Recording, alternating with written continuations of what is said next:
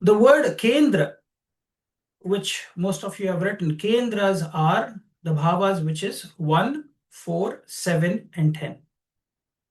The first house, fourth house, seventh house, 10th house. Kendra, what does Kendra means? Kendra means it is the pivot. It is the center. It is where we anchor things. So you have to know that Kendra is the active manifesting vibe that is visible form of karma that is initiated. It comes from a word called kentron. It's a Greek word. Kentron is Greek. And kentron means to be in the center, to be in the pivot, to be the anchor.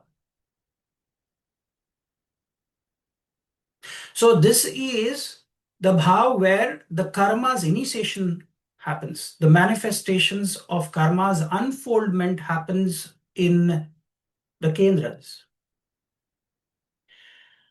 How many of the students here and participants have come across a terminology called Panafhara?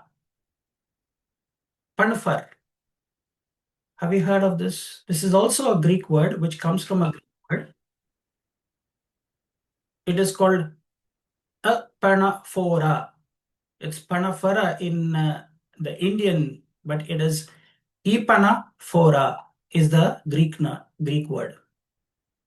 What does Ipanaphora means? Literally means bringing back or a return to or that which comes after or what we are carrying forward. So what are your Panapharas? Panapharas are two. So all you have to do is to the Kendras add one more house to it. So for one, write down 2, the second house from the first house. For 4, add 1 to it, it's 5. For the Kendra, which is 7, add 1 to it is 8. And the Kendra, which is 10, which is the pivot, the anchorage, add 1 to it is 11. So your second, fifth, and eighth, and 11th is called as what we bring forward. They're called as succedent houses in astrology as well. So what are we carrying forward is what is getting formalized here. In Panafhara, we start sustaining, we start stabilizing, we start building, we start nurturing. This is the main concept of Panafhara.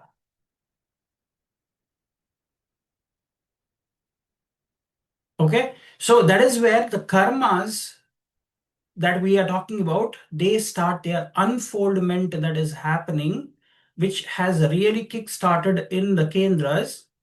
The sustenance and the growth of the actions and those manifestations start following up in the Panafhara. So if Kendra is where the karma is initiated, Panafhara is the houses where the karma is experienced and accumulated.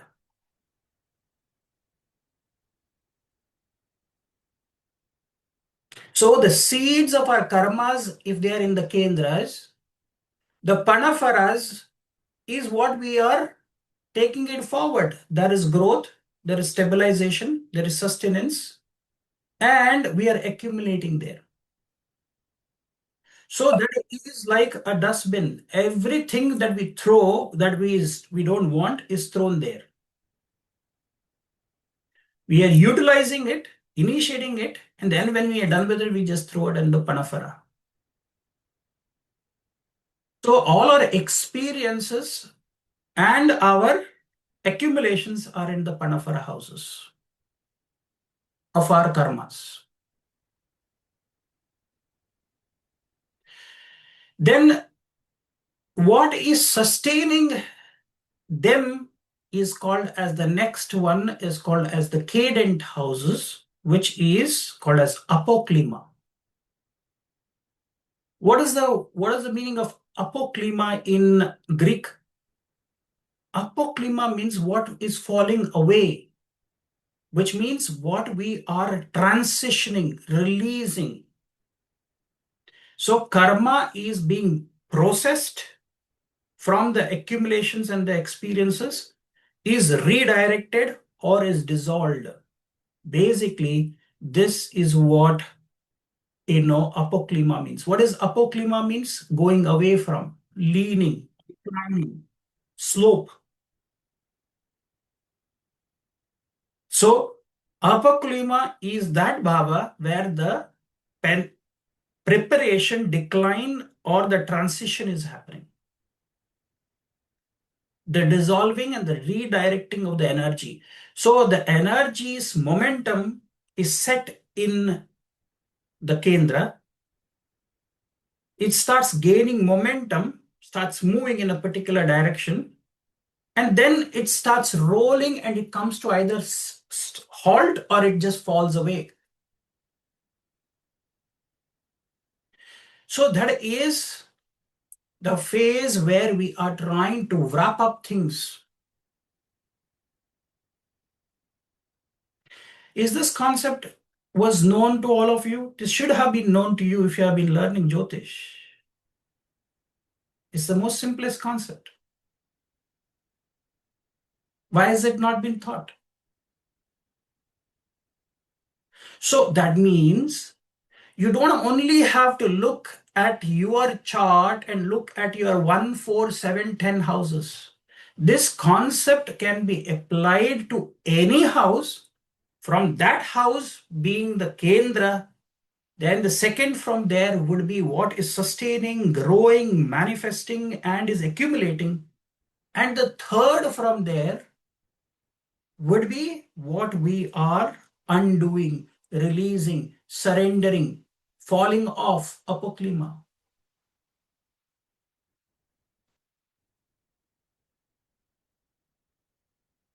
Now, have you ever thought about the Rashi-based system, which is based on certain elements that we are attaching to them?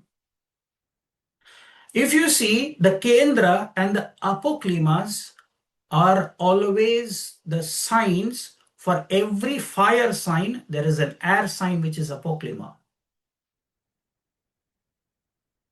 For every earth sign, there is a water sign, that is an Apoclima. That which we are surrendering, we are letting go of. Are you understanding this? Something that I'm bringing to your consciousness today? So that means we are talking about a system of karmas, which is more of, instead of calling it generative artificial intelligence, which is the buzzword today, it is generative super intelligence, which is already encoded. And the movement has to start happening. So now, do you understand the concept of the triad? The triad is always, if there is something white, there is something black. And between this white and black, there is also a gray area. And that is why you have to know this is the concept which is very popular in the Oriental space, which is the symbol of Taoism and astrology, is the yin yang. The polarity of the wholeness is what is shown by the outer circle. It represents the universe and everything that is in it. The inner two circles represent everything that carries the seed of its opposite. If you see a yin yang, within the black part, you will see a small white dot. And within The white part, you will see a small dot. So that is what is carrying the seed.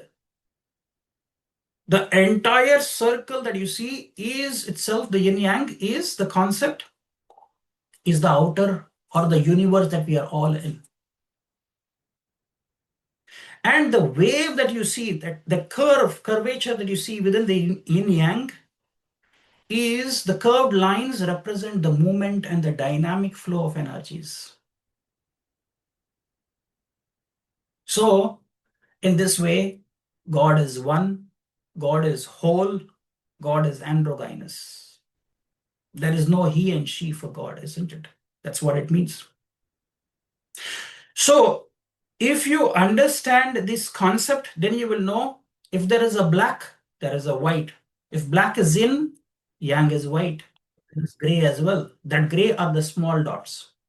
If there is something which is unknown, there is something which is known, and there is a gray area which nobody knows. We call that secrets.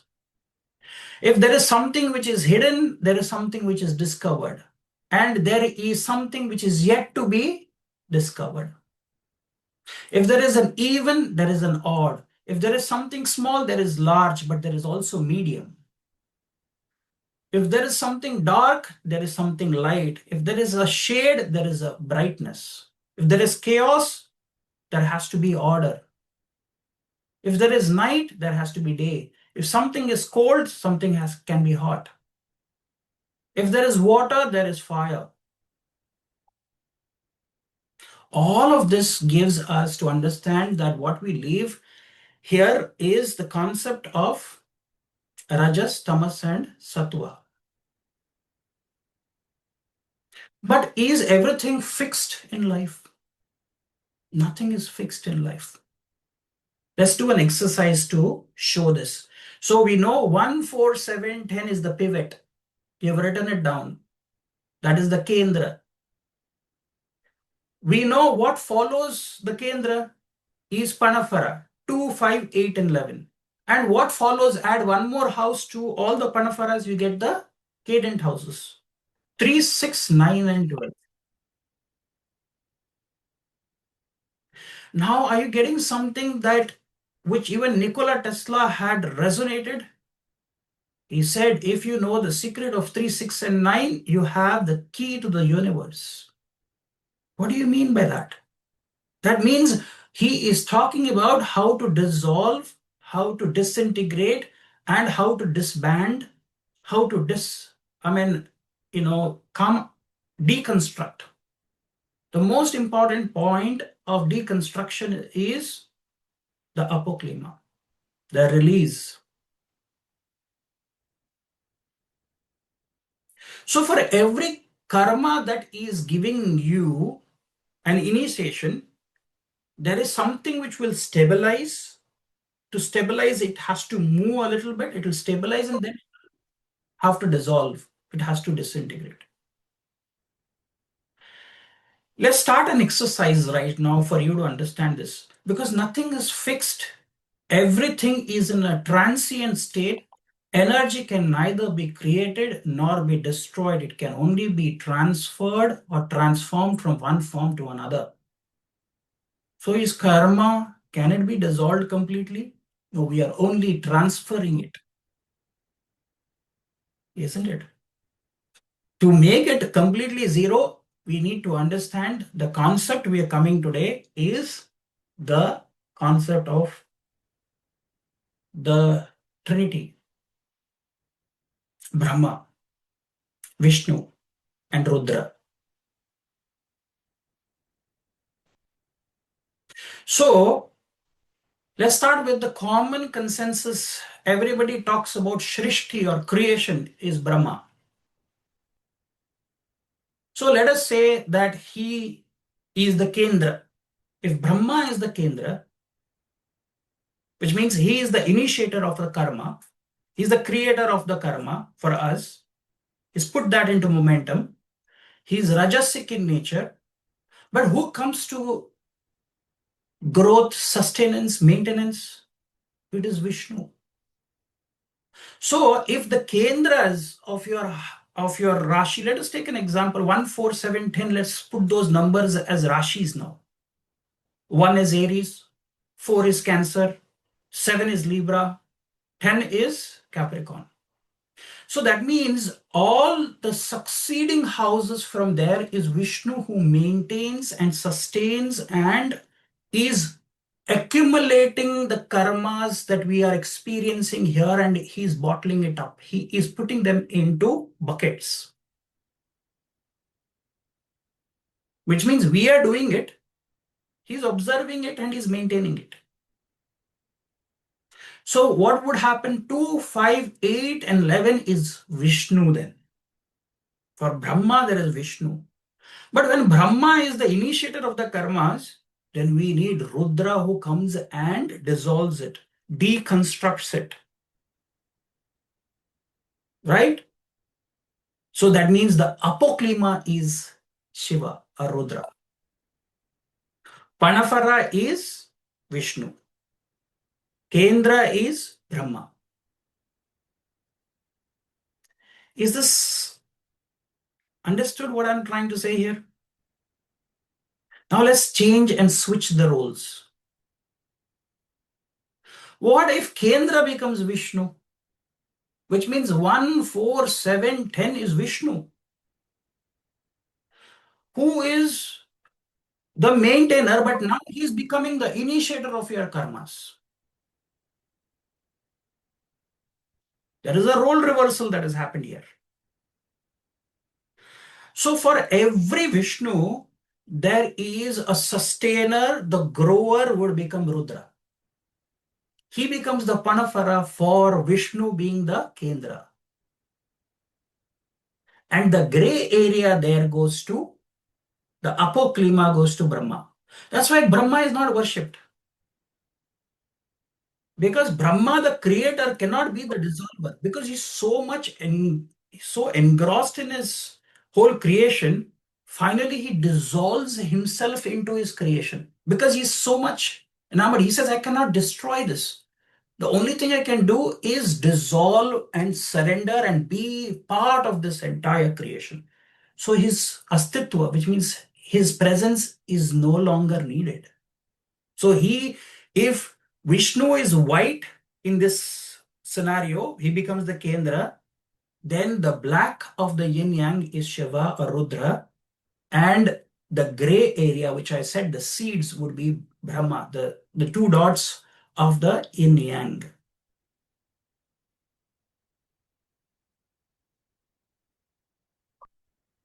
Can you now really think a little bit further? If 1, 4, 7, 10 is Vishnu, and 2, 5, 8, 11 is Rudra, 3, 6, 9, 12 is Brahma. Let us forget him for the time being. See, all forms of Rudra are already depicted in the numbers. Number 2, he is called as Ardhanareshwara, the androgynous form. He has a masculine and a feminine component which is joined with the number 2. Number 5, he governs the Panch Mahabhutas, the 5 great elements: Prithvi, Jala, Agni, Vayu, and Akash. Earth, water, fire, air, and ether. So that's why he's called Panchabhutanath. He's also called Panchanan Shiva.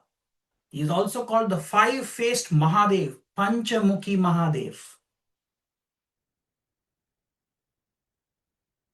His next form, which is 8, 2, 5, 8, and 11. What is 8? He's called Ashtamurti. He is the necessary agent of transformation and change. Embracing that comes very naturally to him. So number 8, if you also see, is in the phases of the moon, is called Ashtami Tithi. Who governs that? Durga and Bhairava, Kada Bhairava. And finally, we come to the 11. He's called Ekadasha Rudras, the 11 abstractions of Rudra. Isn't it so beautiful? Now, let's do something else. Let us replace Rudra in this scenario with the consort of Vishnu. Who is the consort of Vishnu? Lakshmi. So, for one Vishnu, two is Lakshmi, which is the Panafhara, who is Rudra's energy, the androgynous, but specific forms because she's Ashtalakshmi, she's eight different divine forms, has manifested for that Vishnu, who is one. And that is the most primordial thing that we all need is Dhanya and Dhana are both seen from the second house. Dhanya means food grains. She's called as Dhanya Lakshmi. And she's called Dhana Lakshmi, which means for wealth and for accumulation and whatever you need resources. She's resourceful. That's why she's called Dhana Lakshmi. We think Dhana means only pure wealth that is there in the bank balance. No, all kinds of resources that we utilize and how we utilize. We go to the number 5, 2 for 4 Vishnu, 5 is the Panafara. So what forms of Lakshmi gives you, what gives you in the 5th house? Santana Lakshmi, she's called, gives you children. And then she also gives you knowledge and education, which is the high level knowledge. What? Not the university. The 5th house knowledge is called as Vidya Lakshmi. How beautiful, isn't it? Simple concept, but nobody has really truly understood this. So for 7 Vishnu, who is the 8 Lakshmi? That is the Ashtalakshmi, but also remember, she is called as in the 8th house, she is called as Gaja Lakshmi there and Veera Lakshmi. Veera means showing courage, and Gaja means elephants. Have you seen a picture of Lakshmi where they are showering her with 2 elephants? That is Gaja Lakshmi. Gives you status, name, fame, recognition. Then for a 10 Vishnu, 11 Lakshmi, where she is called as Adi Lakshmi, which means the first one to emerge. That's why she's the eldest. 11th Bhava, we see the eldest sibling, isn't it? The elder siblings are seen from the 11th Bhava. So she's Adi Lakshmi and she's Vijay Lakshmi, which means success. She defines there.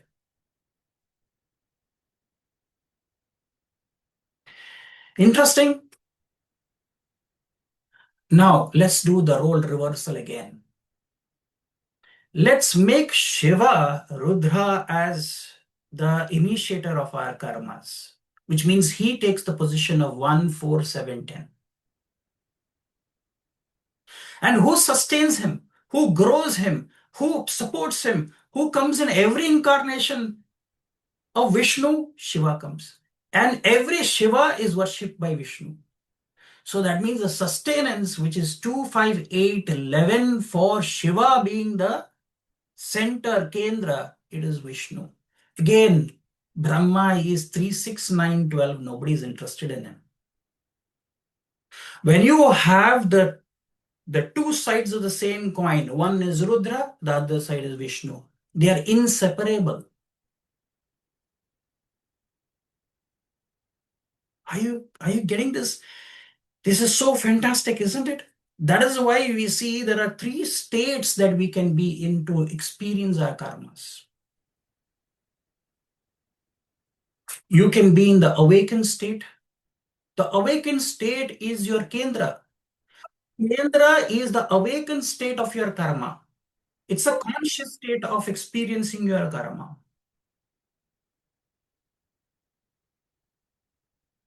Then we have a dream state. See, in Mandukya Upanishad, they talk about this. It is called as Jagrata Avastha, which means an awakened conscious karmas that you are doing is the. Then we have 258 Panapharas is the dream state. We want to have that Ferrari. We want to go on a trip to, Hawaii. All of these are the dreams, aspirations. I want to become a millionaire. I want to have enough that I can provide for my family. That is the dream state. That is 2, 5, 8, and 11. Our aspirations, our manifestations are all in the dream state. The Apoclima then becomes the deep sleep state. It has not been awakened. We are not aware where we need to dissolve it, what we need to surrender, how we want to go about that process of surrendering, releasing. And that state also becomes a highly awakened master will, because what follows the Apoclima is again a Kendra. So for an Apoclima, which is in an unconscious state, dream state is subconscious. 1, 4, 7, 10 is conscious. 2, 5, 8, 11 is subconscious. It is your dream state. And 3, 6, 9, and 12 is your unconscious state. But everything after an unconscious state of sleep, don't we wake up again? We need to wake up again. That means what is sustains an unconscious state is a conscious state, because for every Apoclima, the succeedent house becomes the Kendra again. Very fascinating, isn't it? This whole churning that is happening.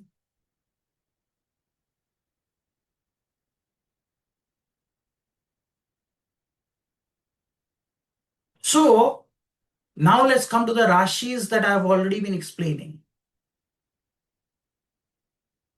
So we said 1, 4, 7, 10. If you see, they are all called as Chara rashis in the number, Rashi numbers. 1 is Aries, 4 is Cancer, 7 is Libra, 10 is Capricorn. They're called Chara, which means they're movable. They are rajasic. If I put my passion, my thing, I can really do it. But is that passion is in the form of Brahma, the Shrishtikarta, the creator, or is it in the form of Vishnu, or is it in the form of Rudra? Is a thought which is coming to you from the seed of a karma, is it going to behave like Brahma, Vishnu, or like Rudra? Because that will show the future course of it. Because the Panafhara and the Apoclima will be accordingly altered.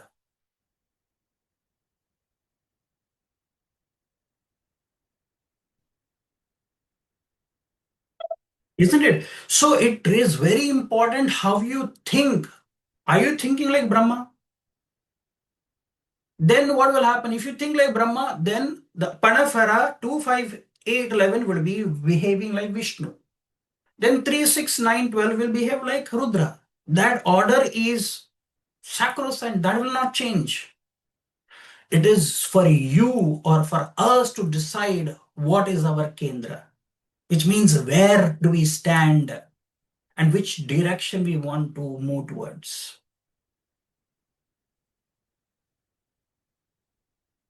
Have you seen another beautiful thing?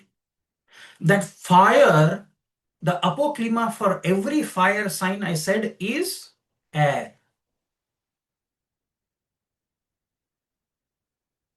Both of them are considered as masculine. For every earth sign, the Apoclima is water, which means Apoclima means the third sign or the third house from there. Both are considered as female. Do you say Mother Earth or do you say Father Earth? Any civilization, any culture talks about Father Earth. There is no concept, it's Mama Earth. Every civilization talks about Earth being because she's fertile. She produces crops. What about water? Most of the waters are feminine. Look at even the names of our Indian rivers: Ganga, Yamuna, Godavari, Saraswati, Sindhu, Kaveri, Tapti, Narmada. Yes, there are a few masculine named rivers like Brahmaputra, Brahma's Putra, Brahmaputra. But those are very unique. But majority of them are female. So that means if you want to transform a karma, then you have to go from female to female, male to male.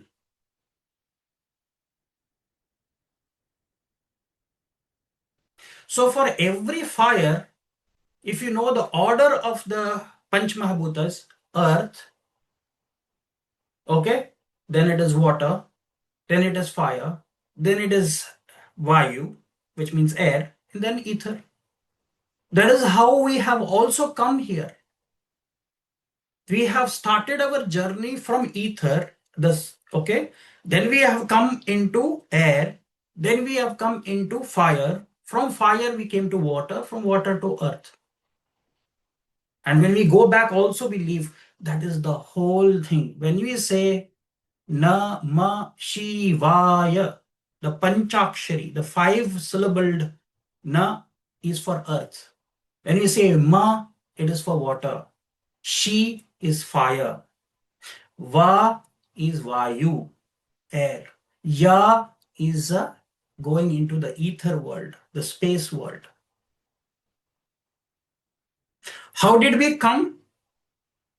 Ya, Va, Shi, Ma, Na. That is how we came here. That is the syllables in which we traveled, which means Ya, Va, Shi, Mana. Mana means what? Mind. Mind is the only one which has traveled. So the mind, the moon is the programmable chip. It is a hard disk drive with pre-programmed things that have been inserted into us. Ya, Va, Shi, Mana. But what is our journey back to the source? Namah Shivaya. From earth, I want to go back to water. Nama. Shi, I want to go back to fire. From fire, after that, my ashes I put back into water so that I can get a womb again and I can take a rebirth.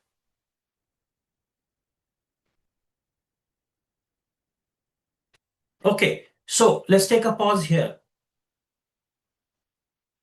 And is everybody understanding this class?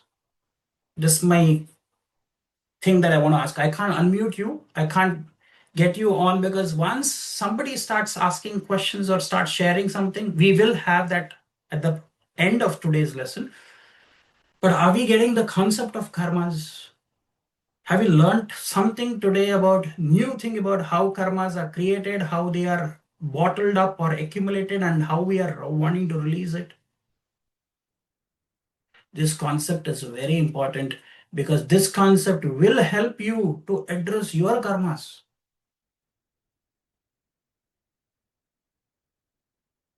So, if I came to the idea today that moon is the hard disk drive, it's a memory chip with all pre-programmed files. Those programs have been written by us, experienced by us, everything in the past, and it has come as a chip. When the soul enters the human body, this mana chip is been Yavana Shiva, Yava Shi Mana chip has been already introduced into our brain. And whatever is pre-programmed, there is something even in our computer that is something is called as ROM, read-only memory, and RAM, random access memory. Similarly, moon is also the same. Read-only means we cannot change that. That is called as prarabdha karma. It is only read. We can read and experience.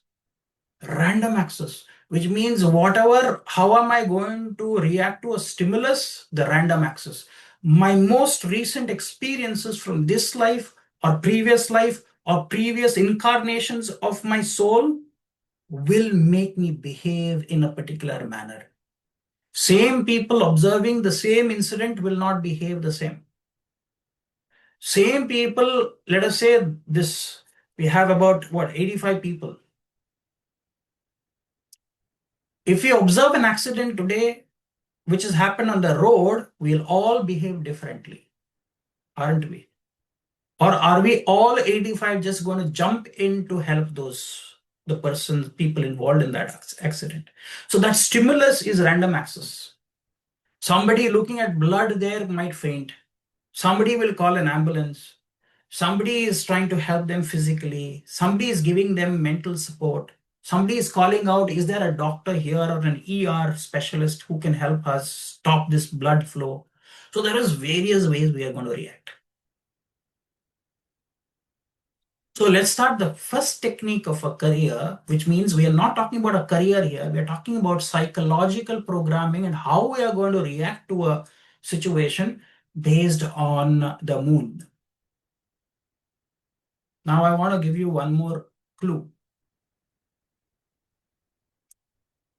The clue is 6 is an Apoclima house. We are going back into now career. Do you know which are the trine houses which are associated with the Artha Trikona, we call it? Artha means what is going to bring me resources? How am I going to use those resources? And how am I going to experience the outcome of those resources? They are called as Artha Trikonas, or the trine houses is 2, 6, and 10. Have you seen something very interesting here?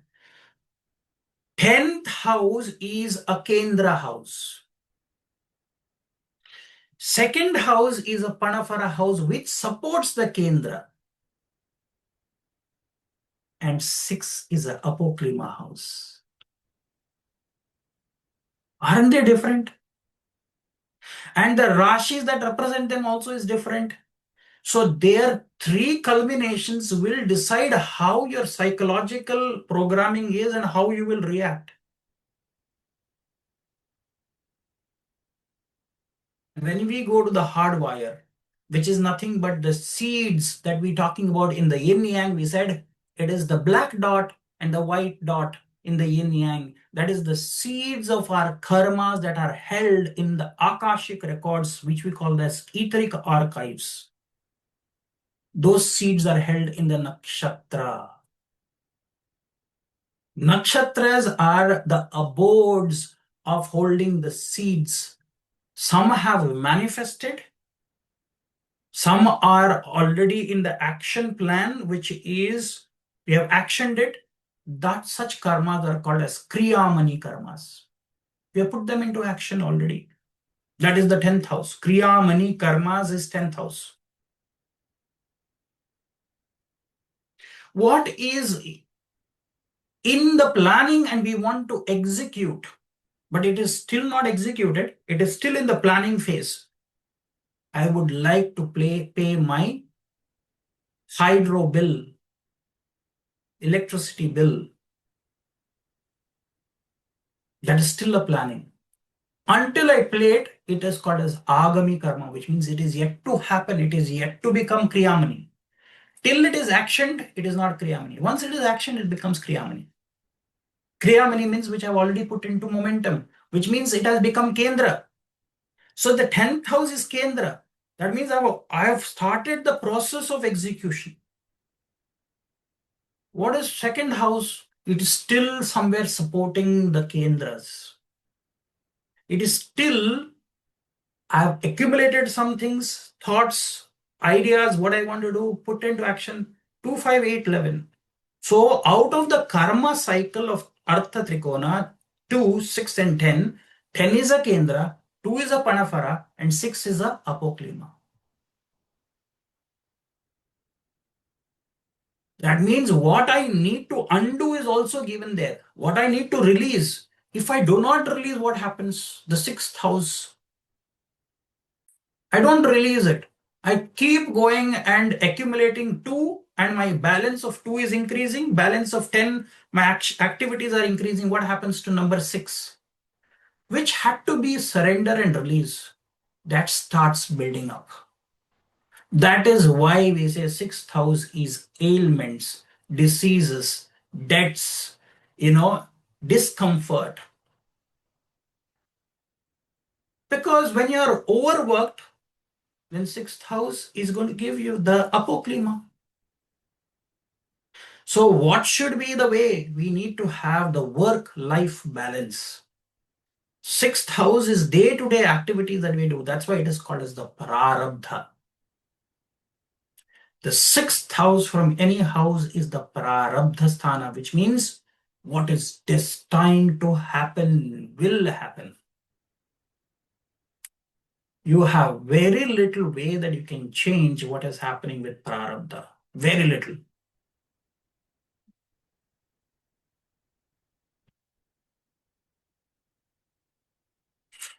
So, now adding a bit of spices to this story that we are talking about career. If Jupiter, as now we are coming into the grahas, you have understood bhavas?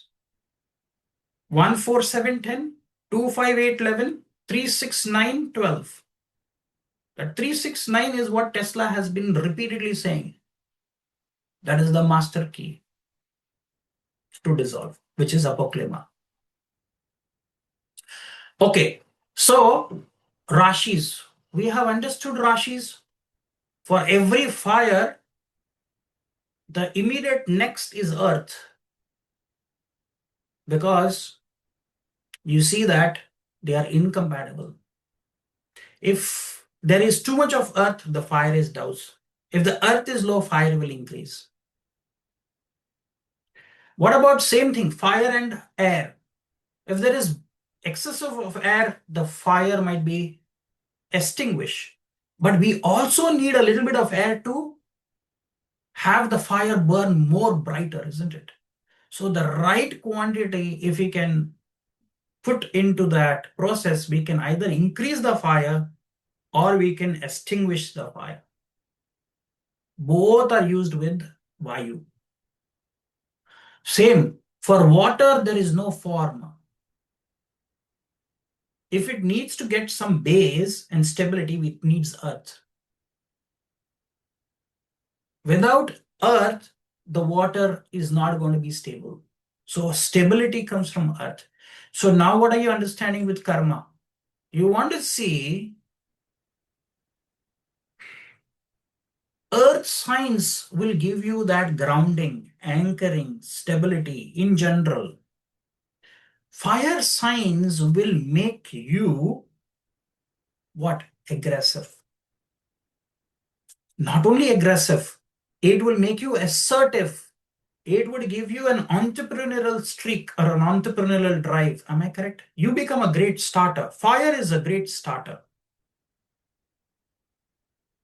How is forest fire starts? Two, running animals, stones from two animals running but can hit with each other, and there would be a spark and there could be dried leaves out there, and that is how fire will start. And then you cannot stop that fire. The same thing, it's a passion oriented. Fire people are Aries, Leo, Sagittarius teams. Assertive, great starters, pioneers, great entrepreneurial drive. What about Earth? Resource oriented, seekers of stability. They want accumulation themes. They want finance is their main objective. They want to feel grounded. What about air? Rashis. These are good with communication, networking, journalism, media skills, teaching skills. What about water? These are your human resources in your office. These are your healers. These are your shamans. These are who are interested in holistic healing. They are the nurturers. They are the caregivers. They are the nurses. They work in the background, but they are the support system. To every system, there is a water which supports them. So the temperament is seen. The career psychology temperament can come from the elements. Fire dominant people, leadership temperament. Earth dominant people, practical and seeking stability. Air dominant people, analytical, logical, communicative. Water dominant people, natural healers, emotional, charitable disposition, philanthropy, charity, giving away.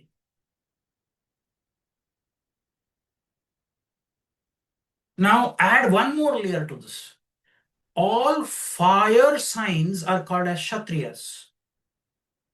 Kshatriyas means warriors. So if my Varna type, my psychological programming style is I'm a fire sign, I would be like a Kshatriya. Kshatriyas are warriors, protectors, action oriented, courageous. They thrive in leadership. They are crisis managers. They are very competitive. They are the ones who have become the administrators. Kings are usually, warriors. They lead warriors. They lead wars, the kings. So that means they become decision makers. They need challenges and they need responsibilities. So all fires are Kshatriyas in their Varna. Varna is not about what career you do, how your psychological programming is. All earth signs are Vaishyas. They are resource focused. They are very pragmatic. They are all the ones who could do finance related, trade related, motivated for value creation. They are value creators. They want to say, this is my value proposition. I'm giving it to you. That's why we should be doing business. They are looking for tangible results. They are good with negotiation and networking because they are Vaishyas. They are merchants, trade and commerce. Next, air signs are all Shudra Varnas. They are mostly, their orientation and the psychological programming is service oriented. They are cooperative. They are execution focused. They have strong team skills. Okay, they are trying to find meaning through implementations, experience.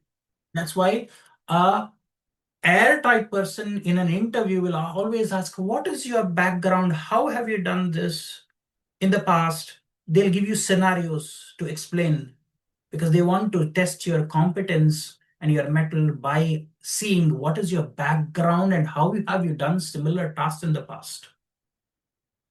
And then we finally come to water signs. Water signs is classified as Brahmana. They are the contemplative. They are the knowledge seekers, research orientations, inquisitiveness, intuitiveness, advisory, teaching, research roles, strong need for autonomy, and something which is meaningful for them. Otherwise, they are not interested.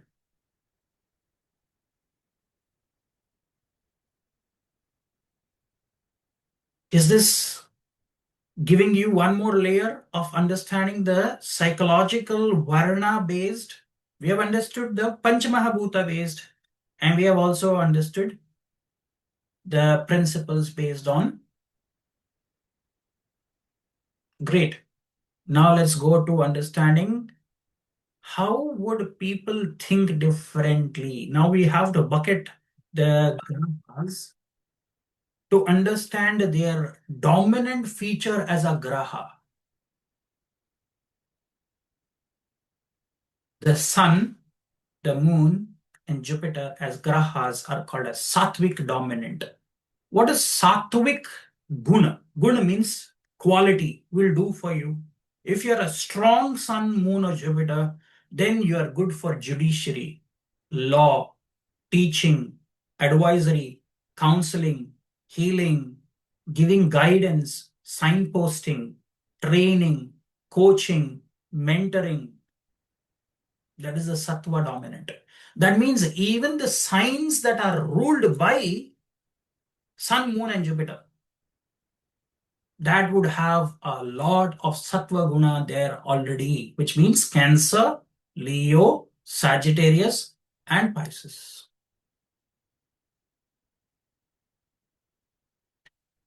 Next is the guna, the quality of a career or the kind how you would perform is if you are Rajas dominant. Which are the planets which are dominant with those guna of Rajas? It is Venus and Mercury. Mercury, if these Venus and Mercury and their signs, there are four signs: Taurus, Gemini, Virgo, and Libra. That would make you good with marketing, sales, business management, politics, trade, commerce, all of that, because Rajoguna is very high for you anyway. And if those planets are also well placed or suitably placed, they can give you Rajas. That means go-getters. They hit the ground running. And finally, there is Tamo Guna. Tamo Guna, when it is active, doesn't mean that you become lazy and procrastination. Those might be there. But these are the people who do the heavy work, the laborious work, the engineering, the manufacturing, factories, outlets, all of that which are managed by, which requires labor intensive units. All of that Tamo Guna dominant. Who are the Tamo Guna dominant? Saturn, Mars, Ketu are Tamoguna, very high dominant. Rahu is Rajoguna and Tamoguna, but I would put in modern times he's very much Rajoguna. He has very little Tamoguna, Rahu. In Kali Yuga, I'm talking about. Because he's also going to be the kingmaker or the kingpin for helping Mercury and Venus to become the dominant Rajas quality. So that means we have now a 3 by 3 matrix. What is the 3 by 3 matrix? Sattva, we have the two luminaries, Sun, Moon, and Jupiter. Rajas, we have Venus, we have Mercury, and we have Rahu. Because he's very much futuristic. And then we have the Tamoguna, which is Saturn, Mars, and Ketu.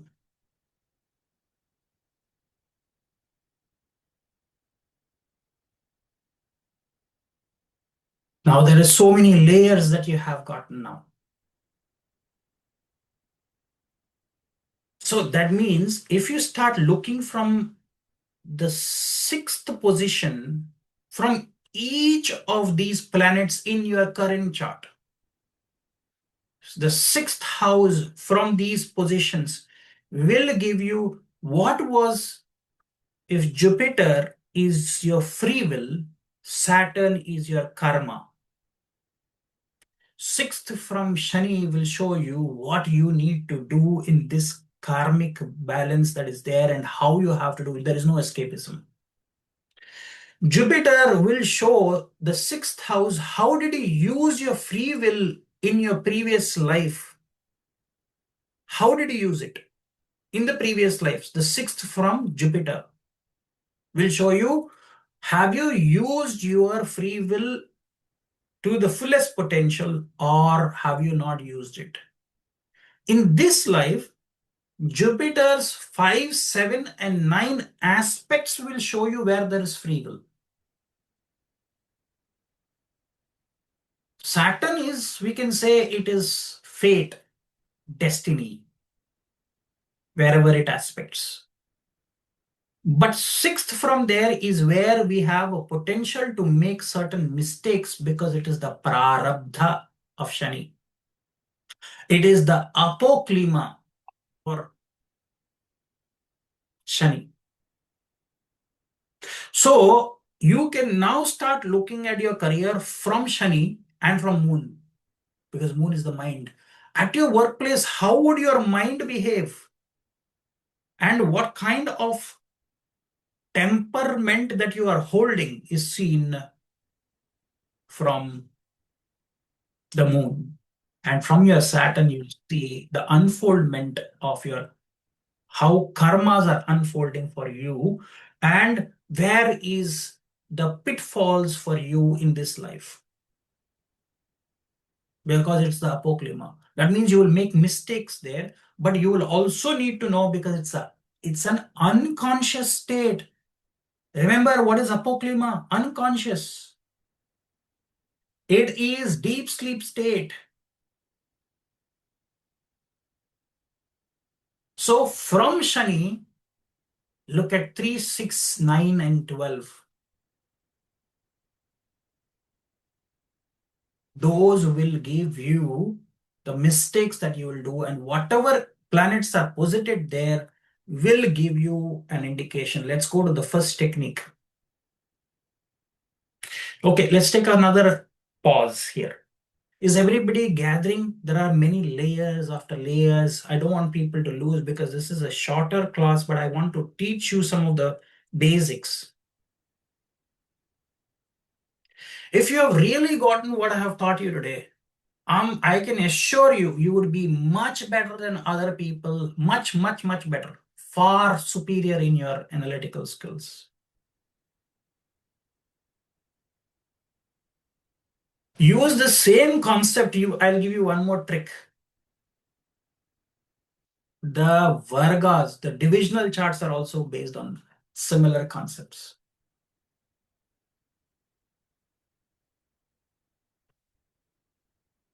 So what about the D12 chart for that matter?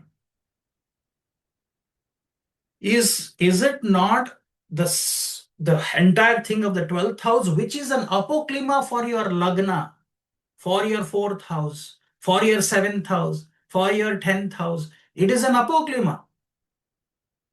So D12 chart will show you what? Where you need to surrender, what you need to dissolve. Are you getting something? This is very, how people are not being able to catch this. Always use the modulus of 12 with the charts in the Vargas. I give you a small tip for this.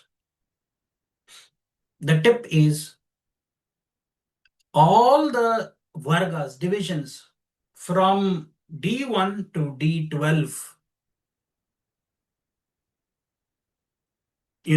that energy there is more about the Maslow's pyramid of hierarchy. It is the base, which means roti kapda makan, which means the basic necessities is what we are trying to accumulate there. 0 to 12. Think of the Maslow's pyramid. So that 0 to 12 is the fundamental rights that we have. All humans have a right to this. So that is why it is called as Annamaya Kosha, the sheath of food, sustenance, resources, whatever is there. How much will you receive is seen there. So we are only talking about the 16 charts which Parasharishi has said is called Shor Dasha Vargas. 16 divisional charts are important. Out of those 16, 8 of them are falling in this, D1 to D12. 8 of them will fall there. Then the next is D13 to D24. Not all of them are used in the D16 principles. We use D16 is used, D20 is used, and D24 is used.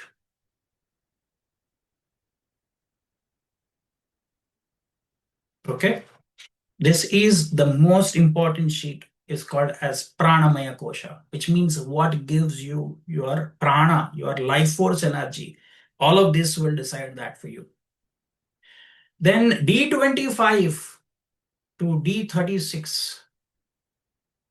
The next layer is called as Manomaya Kosha. Out of that, only 2 charts are used by Parashara. From D25 to D36, only 2 charts are important there. One is D27, other is D30. is called as Nakshatramsha, Bhamsha, D27, and D30 is called Trimshamsha. That means all your psychological programming that you have making mistakes repeatedly are seen from the D27 and D30. It's your Manomaya question, the sheet of your mind. That means all your psychological bottlenecks and your victories, psychological victories, your risk-taking abilities, everything that you do is seen in D27 and D30. How many of you know to read a D27 or D30? Why D27 and D30? Modulo 12. 12 times 2 is 24, plus 3 is D27. 3. What is 3? It is your Apoclima. What is D30? Modulo 12.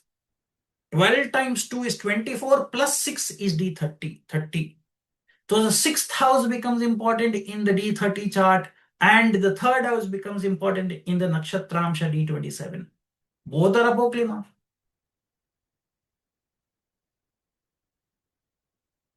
Again, go through the thing. 0 to D1 to D12 is like the earth element. Whatever we need here, the resources, whatever we get, how we utilize is all seen there. Then the water element, some you might be able to keep it with you, some you will not be able to. That is the second, D13 to D24. Some knowledge we will be able to keep. Some knowledge we will hear and we will forget it. We will release it. They will not be of any use. How many of you must have done an education today? You are not doing careers, professions related to that, isn't it? You have learned advanced calculus, algebra. How many of you are using it in day-to-day life? Algebra, calculus. Are you using anywhere? Are you using any chemistry knowledge? Unless you're an academic. Are you using any physics knowledge? That means we have learned all of that. We have been defined by these water element, but fire element is the third is D25 to D36 is fire. Out of that, only two charts are important. Then we go to Vayu Tattva, the next element, which is D37 to D48. There are only two charts which Parashara has said is important, D40 and D45. That is associated with your Vayu Tattva. That is your karmic lineages and baggages that your parents and your ancestors have brought for you. Ancestors means great, great, great, great grandfathers, grandmothers, granduncles, grandaunts, all their good karmas, bad karmas are seen from the Vayu Tattva element, which is your Vijnanamaya Kosha.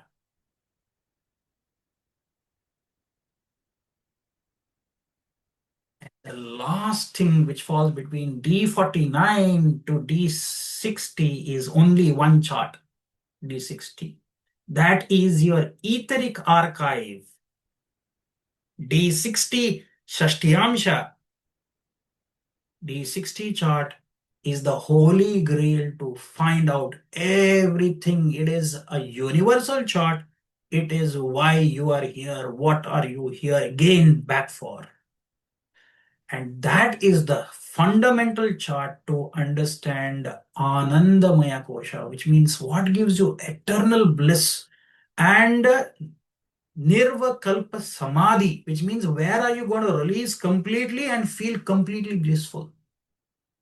What are those strings I need to pull so that I will feel reunited with the Paramatma? The highest goal is to be in that state of Turiya. Turiya means eternal bliss.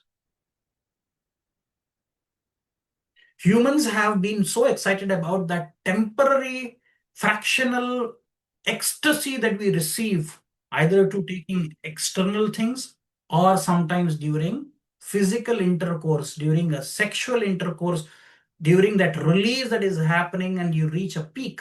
That state is the Turiya state. Imagine if I want to be in that state eternally. That's what yogis want to be in.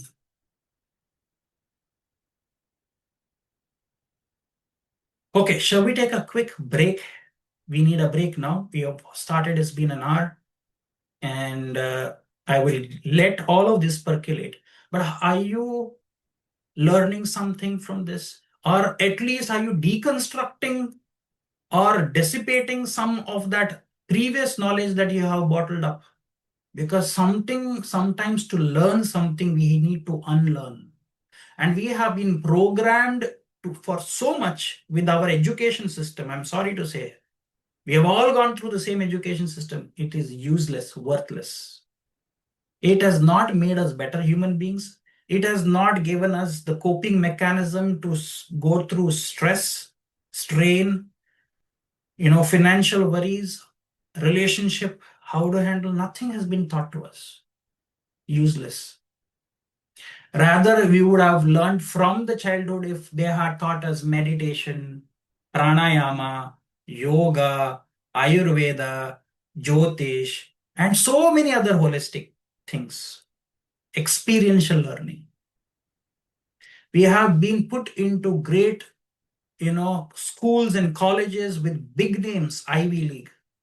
But isn't still learning in nature and having such open forums such a beautiful journey? We love to be in this journey, don't we? At least you have started learning right now. Whatever be your age is only a number. Don't worry about it. But at least you have come. Der aaye, durust aaye, which means even if you have come late, come strong and lead from here. Anyway, let's take a quick 10-minute break and then we'll come back. And then I'll give you some techniques for career. But the same principles I've taught you right now, you can apply it not only for career, you can apply for any kind of topics that you want to discuss in Jyotish. If your foundation and your principles of understanding these principles are clear, you would be able to do magic. All you need is practice. Nobody here today could become a professional astrologer by this class or this course. Can you become a professional guitar player or tabla player or a drummer just by a weekend course or just attending a 2-hour lecture? No. But I can give you those notes, I can share it with you that you can now take those notes and you can create your own harmony and symphony from those notes. Your own musical notes, your own rhythm, your own. So understand your biological and your biorhythms through this course. Anyway, let's take a 10-minute break. Let's start with the first layer with a technique. This technique can be used from Saturn or from Moon.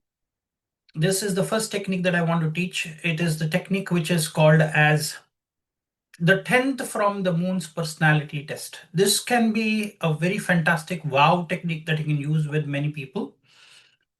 It is as easy as it sounds.